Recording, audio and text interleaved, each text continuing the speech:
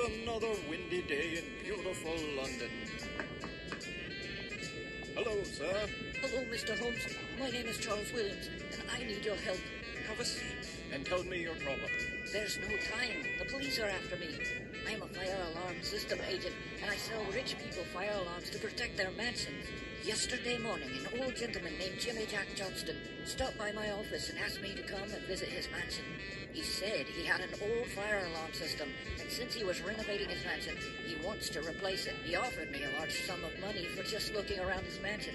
How could I say no to that? So last night I paid him a visit. I hardly saw any of his mansion because he was talking so much. Once it started to get late, I had to go so I wouldn't miss the last train to Clarksville. His mansion is 4 hours away from my home. As I left his house, I remembered I left my cane there, but I couldn't go back because I would miss the train.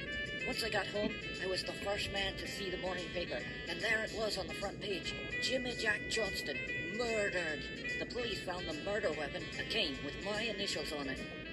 Good morning to you, Mr. Holmes. And I see that Mr. Johnston's murderer is here with you. Great. We'll put him behind bars. Good day. Help me, Holmes. I didn't do it. Help me!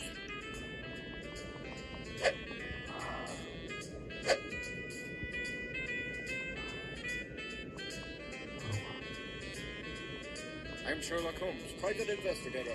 I am investigating the case of Mr. Johnston's murder. Yes, I know who you are. It's a privilege to be working with you, Mr. Holmes. Please, feel free to ask anything you want, and I'll do my best to help. Where is Mr. Williams? I want to have a word with him. He's being interrogated. Come again later. You'll be able to talk to him. Mind if I borrow the screwdriver? Not at all, Mr. Holmes. Thank you. One should never be without a screwdriver when there's murder afoot. You must be Maxine, Mr. Johnston's maid. Yes I am. And you are? I'm Sherlock Holmes, private investigator. I am investigating the case of Mr. Johnston's murder. Murder? Oh, I see. I'm sorry I can't help you much. Like I told the nice officers, I left the Johnston mansion right after Mr. Williams arrived, so I have no clue what happened now. I see.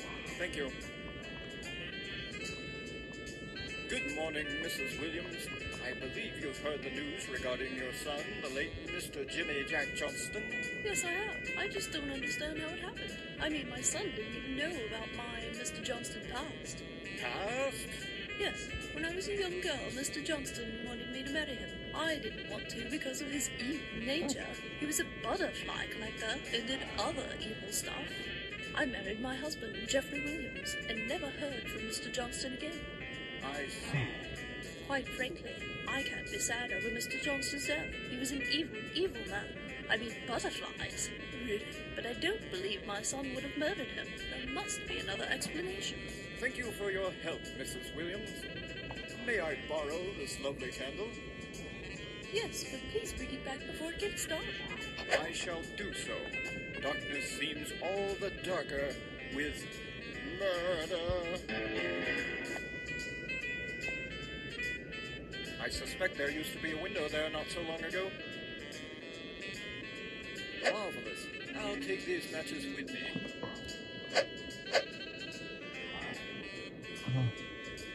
This appears to be the late Jimmy Jack Johnston's body. According to police, his body was burned by the young Charles Williams. Here are some remains of Jimmy's clothes. Aha! A secret safe!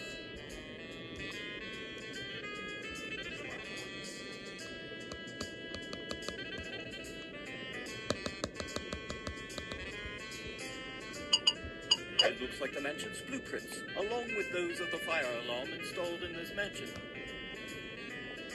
A fine bottle of absinthe on the top of the alarm bell. Strange. Alarm bell, what are they feeding you?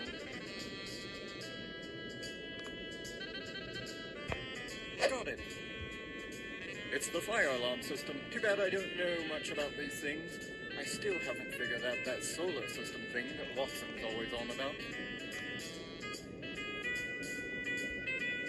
I suspect this place has been undergoing renovations lately. That crack in the wall looks a bit odd. Not just that, but, well... there used to be a door there.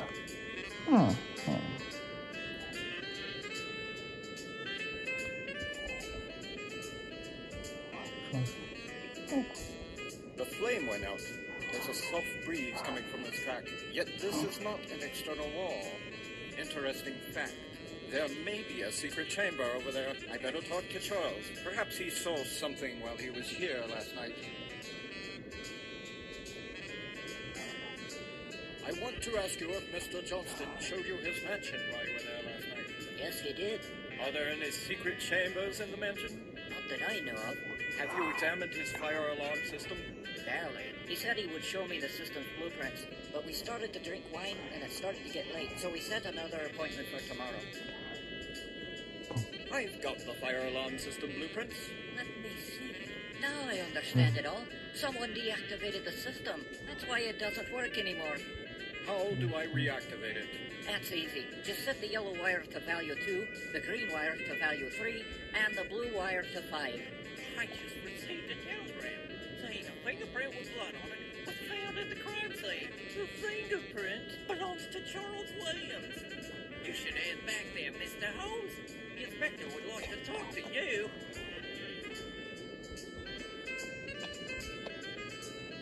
A bloody fingerprint that appears to belong to Charles Williams. It wasn't here before. That can only mean one thing. I've solved the case. Now let's catch the bastard who did it. So, you think the case is closed? Yes, we have Charles's fingerprints at the scene. We have a murder weapon and a body. The court's juries will have an easy decision to make. I'm not sure about that, so hold your horses. I spilled absinthe on the leaves.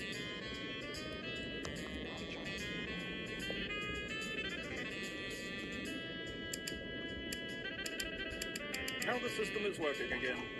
Mwahaha!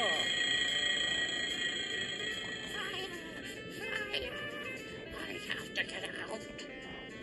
So, the dead are rising from their graves. Am I right, Mr. Jimmy Jack Johnston? Wait, I don't understand. What just happened here? It's very simple. Mr. Johnston wanted to win over Mrs. Williams' heart more than 20 years ago. Since she didn't want him, he swore to get revenge. And what's a better way to hurt her than to send her son to prison? Mr. Johnston asked Mr. Williams to check his fire alarm system, even though he has a state-of-the-art alarm system. He made sure Maxine, the maid, saw Mr. Williams right before she left. He also hid Mr. Williams' cane, so Mr. Williams wouldn't leave it at his mansion. Mr. Johnston placed the burnt flesh of some poor animal in his fireplace and covered Mr. Williams' cane in blood. It could have been the perfect crime if not for that mysterious fingerprint on the curtain. I knew it wasn't there before. That could only mean one thing.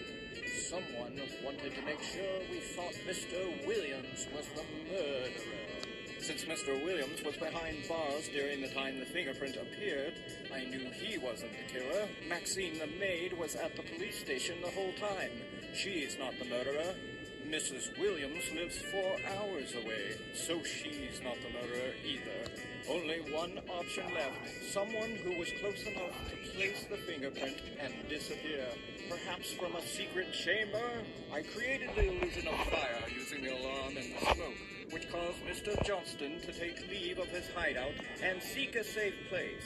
He'll go to a safe place, all right. Our prison is a very safe place. Ho, ho, ho! Well, I have to telegraph Watson and let him know that that's not really his aunt he's staying with, but Dr. Moriarty.